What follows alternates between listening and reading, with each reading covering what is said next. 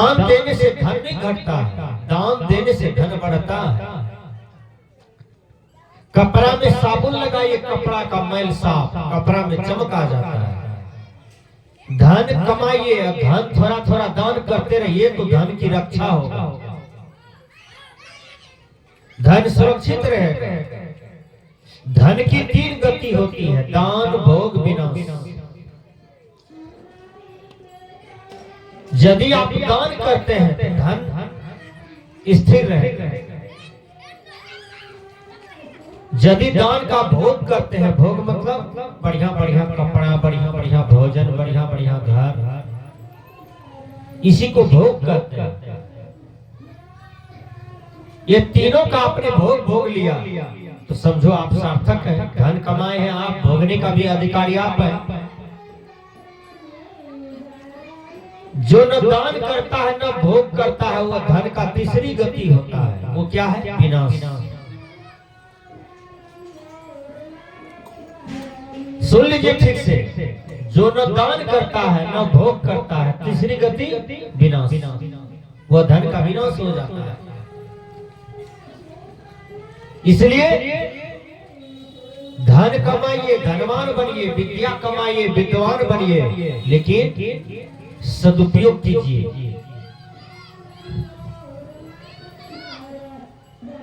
क्योंकि आप संसार में खाली हाथ आए थे और खाली हाथ ही दुनिया से जाइए। अकेले आए थे, अकेले जाइए। कबीर साहब एक जगह कहते हैं, वहां से क्या तू लाया बंदे, यहाँ से क्या ले जाएगा। कहत कबीर सुनो भाई साधो, करनी का फल पाएगा। कहते हैं मुट्ठी बांध के आया जगत में, हाथ पसारे जाएगा। कहत कबीर सुनो हो संतो, फिर पीछे पछताएगा। कोई कुछ लेके नहीं आता है, कोई कुछ लेकर के नहीं जाता है। 10 नंबर वाला दादाजी गए, कुछ लेके गए हैं। 9 नंबर वाला दादाजी चले गए, कुछ लेके गए। 8 नंबर वाला दादाजी चले गए, कुछ लेके गया नहीं, खाली चले गए। हम लोग क्या लेके जाएंगे? इसलिए भक्ति कीजिए, भजन कीजिए, वही धन का सदुपयोग कीजिए। किसी गरीब को दीजिए, ज्यादा धन हो तो। किसी की बेटी का विवाह करवा दीजिए, ठंडी में कंबले बांट दीजिए। जिस आदमी को घर नहीं है तो घर बनवा दीजिए। कोई रोगी पैसा के लिए, दवाई के लिए तड़प रहा है, वहां दान कर दीजिए। साधु महात्मा के आश्रम जाइए, वहां रूम बना दीजिए साधु संत को रहने के लिए। टुवेल गला दीजिए, कपड़ा दान कर दीजिए। ये सब सुंदर काम है, मनुष्य को करना चाहिए।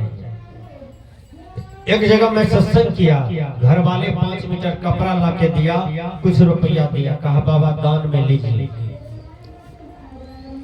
मैंने कहा ये सब देने की क्या जरूरत है? कहा नहीं बाबा, आप साधु हैं, आप सत्संग किए हैं, हम आपको विदाई करते हैं। थोड़ा सा कपड़ा दान की करती है द्रौपदी। ऋषि स्नान करते हैं,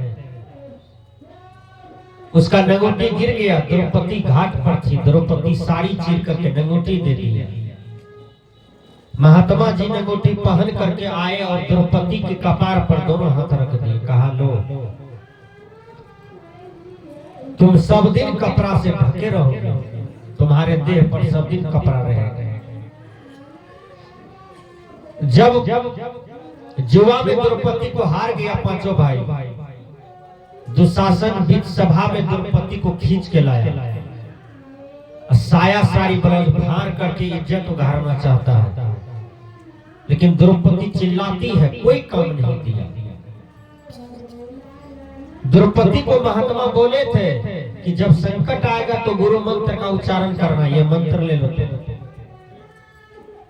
संकट तो आया, कोई काम नहीं दिया, लेकिन गुरु मंत्र का जब उच्चारण किया तो भगवान कृष्ण प्रकट हो गए। भगवान कृष्ण कहते हैं साड़ी बढ़ाया, साड़ी के बीच नारी, नारी के बीच साड़ी। दुशासन उसी साड़ी में उलझ गए, गिर गए, लेकिन साड़ी नहीं उभार पाते। द्रौपदी का इज्जत का रक्षा हो गया, भगवान ने रक्षा किया। कहने का भाव है, द्रौपदी के आगे में 5 पति था, लेकिन 5 पति काम नहीं दिया। द्रौपदी के आगे में राजा था, वो भी काम नहीं दिए। द्रौपदी के आगे में बड़े बड़े गुरु आचार्य थे, कोई काम नहीं दिया। द्रौपदी को किसने काम दिया? द्रौपदी के कर्म ने द्रौपदी को काम दिया। द्रौपदी जो दान किया था वही सारी उसको काम दिया। कोई किसी को काम नहीं देते हैं, काम अपना ही कर्म देता है। किसी की मृत्यु आ जाए, जमराज लेने के लिए आ जाए, तो जमराज के आगे में आपका बड़ा भाई का लाठी काम करेगा? बड़ा भाई लाठी लेकर आ जा, कहने जाने देंगे अपना भाई को, काम करेगा उसका लाठी? माँ बाप का लाठी काम करेगा जमराज का आगे में? नहीं। टोला पुरुष जमराज को घेर लेकर मारिए देंगे यदि किसी को मारा। यहाँ किसी का डंडा चलने वाला नहीं है। सजनों, कहने का भाव है कि आपके कर्म ही आपको साथ देंगे। इसलिए कर्म कीजिए, संभल संभल करके कर्म कीजिए। अच्छा भजन में आया